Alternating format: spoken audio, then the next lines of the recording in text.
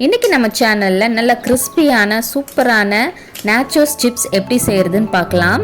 Welcome to world of Saranya. Nachos chips செய்கிறதுக்கு நம்ம first ஒரு கப் மக்காச்சோள மாவு எடுத்துக்கலாம்.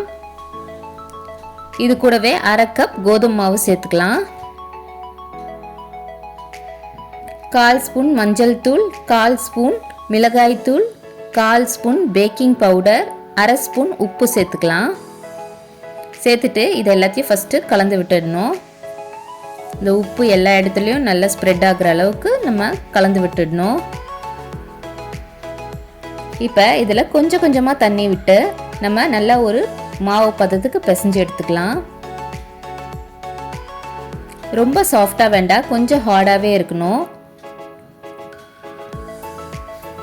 இந்த அளவுக்கு பிசைஞ்சு எடுத்துக்கணும். இப்போ இதுலேருந்து ஒரு உருண்டை எடுத்து நம்ம சப்பாத்தி கட்டையில் வச்சு திரட்டிக்கலாம்.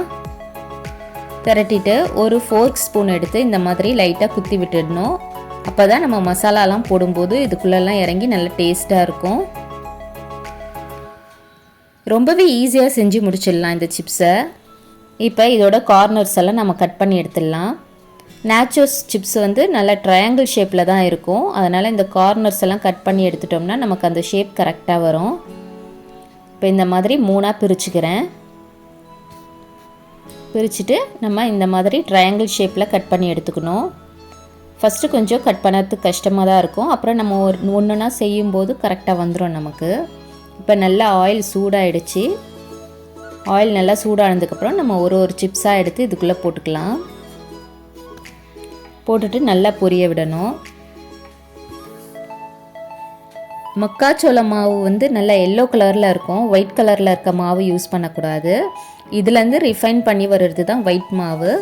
நம்ம எல்லோ கலரில் இருக்க மக்காச்சோள மாவு யூஸ் பண்ணிக்கலாம்.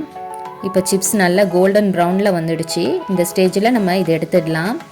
இதை எடுத்துகிட்டு ஒரு டிஷ்யூ பேப்பரில் போட்டு வச்சோம்னா அந்த ஆயிலில் அப்சர்வ் பண்ணிடும். இதை தான் நம்ம மாலில் தியேட்டர்லலாம் அவ்வளோ விலை கொடுத்து வாங்குகிறோம். ஜஸ்ட்டு கம்மி விலையிலேயே நம்ம வீட்டில் இதை சூப்பராக செஞ்சு சாப்பிடலாம். இதுக்கு தேவையான மசாலாஸ் ஆட் பண்ணிக்கலாம். இப்போ 1/4 ஸ்பூன் மிளகாய்த்தூள், அரை ஸ்பூன் பெரி பெரி பவுடர், அரை ஸ்பூன் ஆரிகனோ சேர்த்துருக்கேன். ஆரிகனோ இருந்தால் சேர்க்கலாம், இல்லைன்னா பரவாயில்ல. அரை ஸ்பூன் சாட் மசாலா சேர்த்துக்கலாம். இது கூடவே சேர்த்துட்டு நம்ம பொரிச்சு வச்சுருக்க சிப்ஸை இது கூடவே சேர்த்துடலாம். சேர்த்துட்டு மெதுவாக இந்த மாதிரி குலுக்கி விடலாம். அப்படி இல்லைன்னா இந்த மாதிரி கையில் மெதுவாக தள்ளி விடலாம்.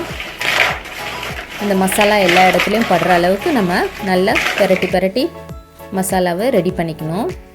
நம்மளோட நாச்சோஸ் சிப்ஸ் சூப்பராக ரெடி ஆகிடுச்சு. நல்லா கிறிஸ்பியாக சூப்பராக இருக்குது. நம்ம வெளியில் விலை கொடுத்து வாங்குறத விட இந்த மாதிரி வீட்டில் சூப்பராக செஞ்சு சாப்பிடலாம். கண்டிப்பாக ட்ரை பண்ணி பாருங்கள். ரொம்ப ஈஸியாகவும் இருக்கும், ரொம்ப சூப்பராகவும் இருக்கும். இந்த வீடியோ உங்களுக்கு பிடிச்சிருந்ததுன்னா நம்ம சேனலை லைக் பண்ணுங்கள், ஷேர் பண்ணுங்கள் அண்ட் மறக்காமல் சப்ஸ்கிரைப் பண்ணுங்கள். பாய்.